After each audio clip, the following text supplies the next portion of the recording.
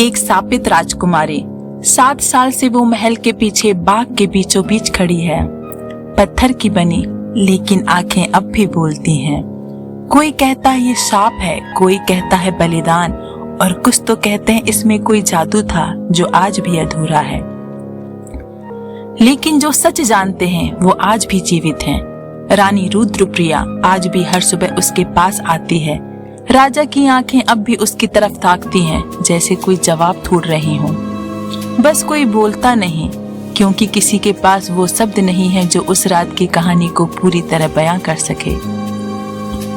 कहानी शुरू होती 18 साल पहले, जब रानी रुद्रप्रिया ने एक बेटी को जन्म दिया, आरव्या।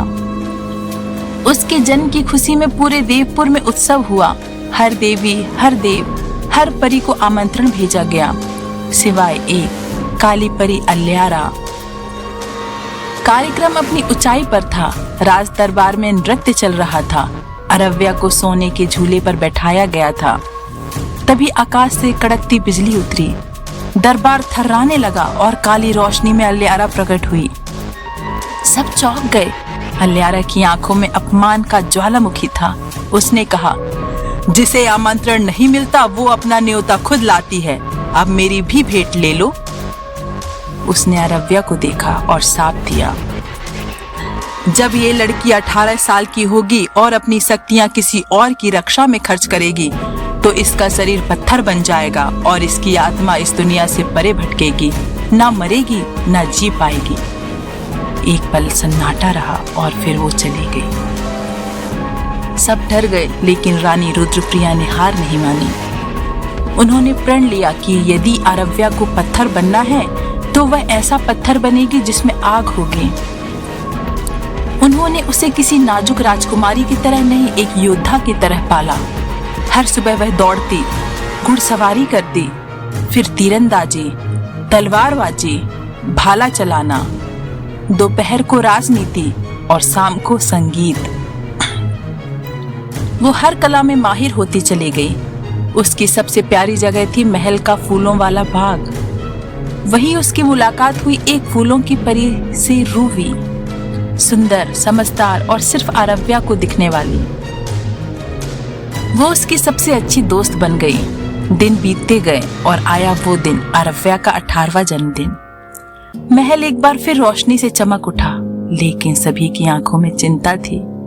और फिर जैसे भविष्य ने दस्तक दी हो, महल पर काली छाया छा गई। एक जादुई हमला हुआ, रक्षा कवच टूट गया। लोग चिल्ला रहे थे। आरव्या ने आगे बढ़कर एक प्राचीन रक्षक मंत्र बोला, जिसे बोलते ही उसकी सारी शक्ति उस सुरक्षा में बदल गई और उसी क्षण उसका शरीर पत्थर बन गया। अगली सुबह पूरा राज्य मौन था। आरव्या एक पत्थर की मूर्ति बन चुकी थी, लेकिन जो कोई नहीं जानता था, उसकी आत्मा अब भी जिंदा थी। उसने देखा, महसूस किया, सुना सब कुछ। एक रात उसकी आत्मा उड़ती हुई पहुंची उस एक के पास जिसने उसे शाप दिया था, काली परी अल्ल्यारा। अल्ल्यारा मुस्कुराई। उसने कहा, मैं तुझे नष्ट नहीं करना चाहती थी, मैं चाहती थी कि तू जान सके तेरा उद्धार कोई और नहीं करेगा, तुझे खुद करना होगा। फिर उसने एक रहस्य बताया।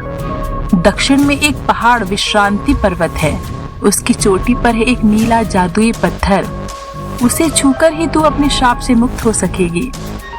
आरव्या की आत्मा सहम गई, पर उसने कहा, मैं जाऊंगी। और तभी आवाज आई, मैं भी साथ चलूंगी। वो थी फूलों की परी रूवी। दोनों ने अपनी यात्रा शुरू की।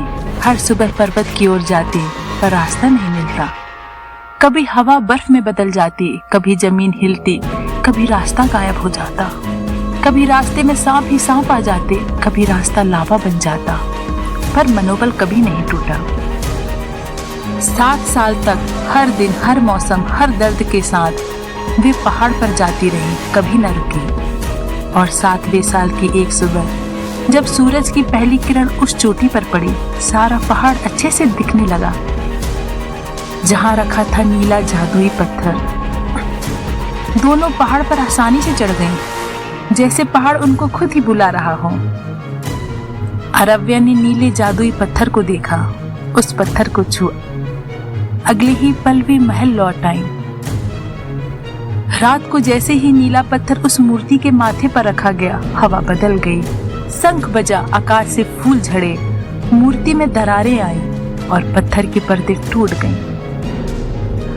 वहीं खड़ी थी अरव्या, फिर से जीवित, फिर से तेजस्विनी, पर इस बार और भी मजबूत। रानी रुद्रप्रिया ने उसे गले लगाया और देवपुर ने उसे रानी घोषित किया। उस दिन से देवपुर की हर लड़की जान गई कि उद्धार किसी राजकुमार से नहीं बल्कि अपने आत्मबल से होता है।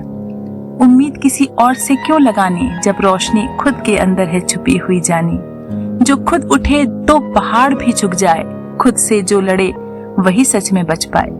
कहानी अच्छी लगी हो तो लाइक करें, शेयर करें और सब्सक्राइब करें, साथ ही बेल आइकन दबाना ना भूलें।